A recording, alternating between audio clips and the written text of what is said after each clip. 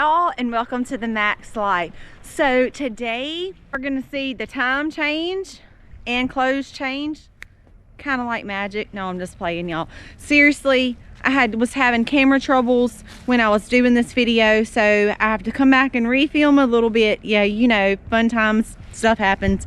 But anyway, for the introduction of what we're going to be talking about today, I want to show y'all what we grow during the winter, talk a little bit about why we grow it. I want to give y'all 3 things that I think you could grow very easily during the winter.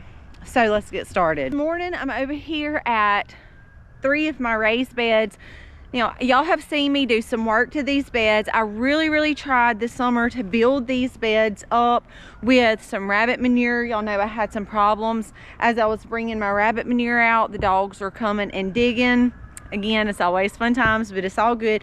I really tried hard to build up these beds because they're new. When you bring soil in, it's just not the best quality. So that was really my goal this summer, was really trying to build up these beds, and I was able to put a lot of rabbit manure and a lot of compost over in these beds. Before I go any further, I really want to tell y'all the main things that I'm going to be hitting on today, and there are things I really think that you guys can grow because they are so easy.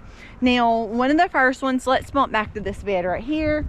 Leafy greens. This is a mix of greens, mustards, kales, turnips, and I come in and scattered the seeds. That's literally all I will do to this bed. I have really not had to water it very much. Now, here's another cool thing about planting in winter that a lot of you guys, especially if you live in the hot south like me, will enjoy. You know that you just don't have to water as much. So during the winter, it's not as hot, the sun is not beaming down as much, and you just don't have to water as much. I have only had to water one set 2 times since it's been in the ground. Y'all, that's pretty easy. Had this been my summer crop, I would be out here every day watering. So again, really easy. Leafy greens are absolutely wonderful. Then onions and garlic.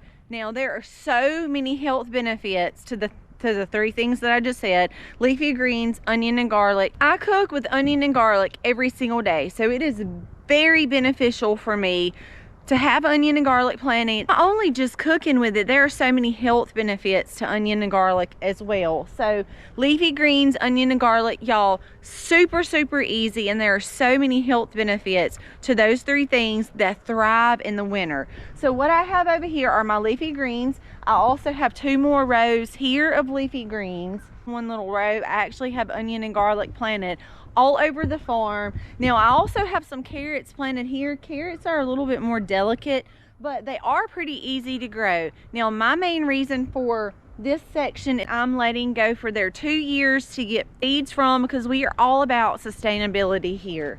This is also leafy greens here, along with some rutabaga. Now, we're not big rutabaga fans, but I can put this up, pick it whenever I need it. This will help our chicken and rabbit feed go a long way, even though it's just a couple of rows. I'm gonna take y'all and show y'all a couple of other things that I have planted, but the leafy greens, the garlic, and the onion, y'all, are 3 super easy things that are pretty much hands off that will feed your family and bring food to the table all winter long. Over here I have some broccoli. Some of this is growing off really nice. Some of it looks like some little snails have gotten into. However, you guys know that we don't use any chemicals or fertilizers, pesticides, or anything like that. So the only thing that I have really done to any of this bed, we usually, so broccoli is heavy feeders, and we usually don't plant broccoli here, but we had the space this year, so we went ahead and put some broccoli here. And the only thing that I have really done to this bed is come in with my kitchen composter fertilizer and put some by a couple of the plants. You can see I have done that right here, just wanting to help those plants out a little bit, because this is not a bed that we usually plant heavy feeders in. But when our broccoli was ready to go in the ground, this spot was open, so we picked this spot. We do definitely need to work on getting this a little bit better, but of course you can see that we have some that have just taken off and done fantastic. That area over there has grown really well, and then we have some that have not grown great. And I have to be honest with y'all, the weather here is, some days it is really, really cold, and then some days we come out like 2 days later and it feels like summer again in Mississippi. So for some of you guys, the winters may be too cold. For some of you guys, you get winter and it stays winter. And then if you're like us, you live in the South, one day it might be winter and the next day it might be summer. So it kind of messes with our winter plants just a little bit, because I wouldn't be surprised if it stays this warm if like our broccoli doesn't start trying to bolt, because that's what happens here in the South. If it stays warm too long, then some of our stuff automatically starts trying to go to seed. I also have some cabbages over here, and I also have some different varieties of spinach over here as well. Now you guys know that we love leafy greens, and that's why we have so much planted. Only do we love it. Now I won't say that the kids absolutely love it, but Colby and I do love it. We make the kids eat their greens, but it is so good for you. You guys already saw on one of my last videos, I harvested some kale, and this is arugula. I have random garlic and onions planted all over our farm because those are some of my most favorite things to cook with. And if I had a choice of planting anything, it would probably be the garlic and onions, because I literally use them daily. I'm in the kitchen cooking from scratch, and I like my garlic and onion. So there's a bed right here, our kale and arugula. In this bed right here, this is actually a vega bed, a raised bed, a metal bed, and you can see that I come in and planted some rows. I have a little bit of garlic. This is actually garlic that grew up from last year that was accidentally left. A couple of more rows of lettuce. Now I do have some lettuce in some other spots that were volunteer lettuce. I actually did not plant, but I just let that stuff go and grow, y'all. But this was one of the ones that I intentionally planted because we absolutely love lettuce and we literally eat on it all year long. So this is our lettuce container right here. And I'm going to continue on to a couple of raised beds before we go over to a couple of other spots. Now this is one area that we are still building up, we're working on. We told y'all a while back. I haven't really talked much about this area, but this is one of the areas that we are trying to bring up. So under this last year was another strawberry patch. I have dug all those strawberries up and moved those. I'm trying to get everything up off the ground because you guys know, especially if you're in the South, that trying to deal with weeds and grass is one of the most major issues that you face when you're talking about putting things in the ground. So I want to show y'all a couple of things that we have planted over here. Not only are we working on getting these bought slowly, getting them filled up with dirt slowly, we're also building our dirt up, because this is not dirt that I would say, if you could call dirt immature or not mature dirt, if it is such a thing, that is definitely what this dirt is. It is just a cleaner version of dirt that we get from a local place here, but it is not full of plant food. And I don't want their plant food, to be honest with you.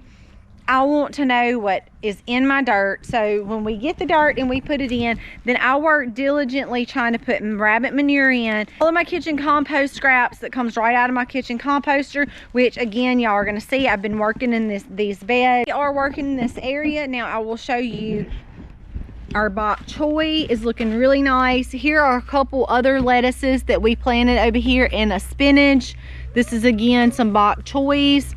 Now I want to show y'all the comparison of the other side that has just not been fed, like that one over there, which will show you that what is in your dirt means everything. And y'all see there's a couple of things that we planted here. Those things have just not taken off because, again, the quality of the dirt has not been built up yet, and you can really see the difference there. Again, all the rest of throughout here are onions that have not sprouted yet, and mostly some garlic that I saved from last year and we have replanted to finish these beds off over here.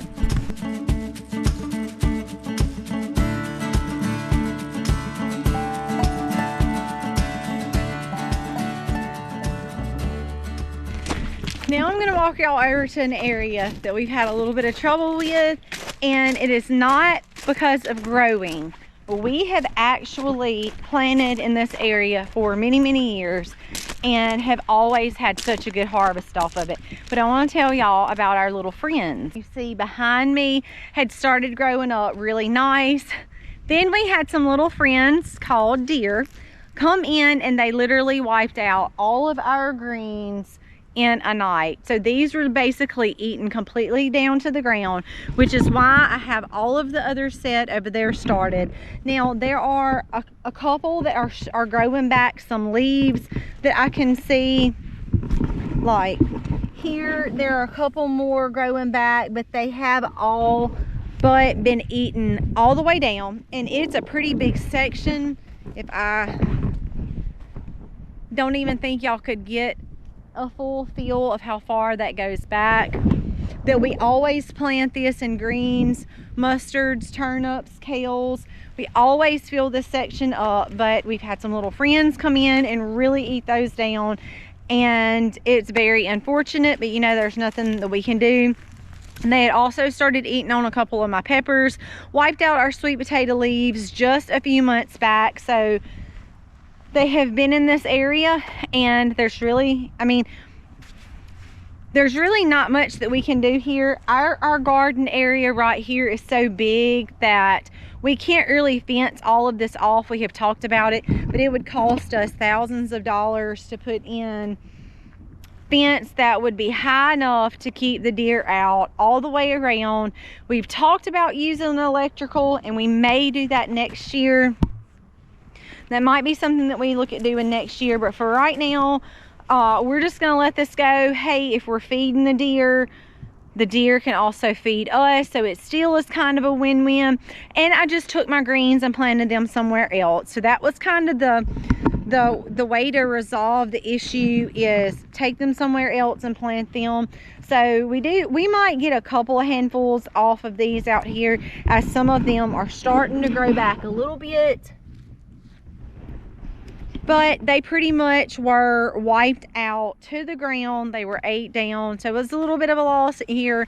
But on the flip side, I've planted somewhere else, and Aiden's going hunting again tonight. We've already put one doe up. She was a fairly large doe, and gave us plenty of pounds more to add in the freezer, and he's planning on going hunting again tonight. So it may, you know, it may be out, you know, it may weigh itself out, who knows. But that was one of the issues that we had trouble with. This is kind of out away from the house. So yeah, it is what it is, y'all.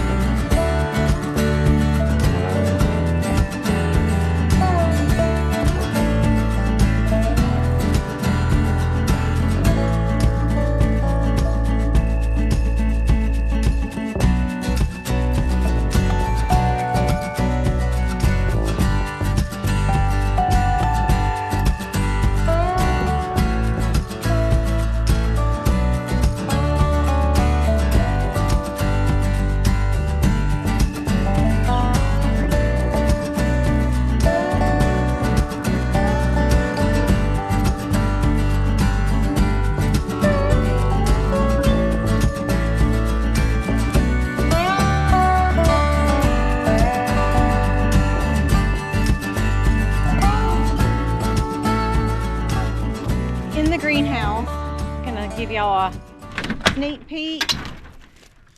This is not anything that I have planted through the winter, but this is where I overwinter. Ooh, it is really warm in here. This is where I overwinter a lot of my plants. They don't die during the winter. Some of them I don't want to die, so I put them over in the greenhouse. And we're gonna open that up because it is pretty warm in here. You can see that it is very, very full. These are pots that house things on the porch. And I don't do many flowers for pretty. So as you can see, a lot of this is basil, mint, citronella. There's even some chives in those pots, because everything that I want in pots have a purpose. A thing or two about echinacea, it has such medicinal purposes, which is the reason why I plant that plant for the leaves and the roots. And I wish y'all could smell it in here. It smells like honeysuckle. Very, very nice. That y'all enjoyed this tour with us, walking around and seeing some of the things that I have planted for winter's sake. Some greens that are so good for our bodies. Favorite things that I love to cook with, like garlic and onion, is the time for those. In about a month or so, we're going to be shifting gears and getting potatoes in the ground, and that is another farmhouse favorite around here. We do a lot of planting. We try to do that year round, because if we have something that's always in the ground, and that means we're always going to be eating. I hope y'all enjoyed this video. I just wanted to show you some of the winter stuff that we have growing, because when we're growing, that means we're bringing food in, and we're bringing food in, we're feeding our family. And as you look out and you see some of the summer stuff dying off, it's a pleasure to know I can look to the other side of the house and see new stuff growing up. It is a huge blessing, a joy to show you guys some of those things. God bless, and happy homesteading, y'all. Happy homesteading, y'all.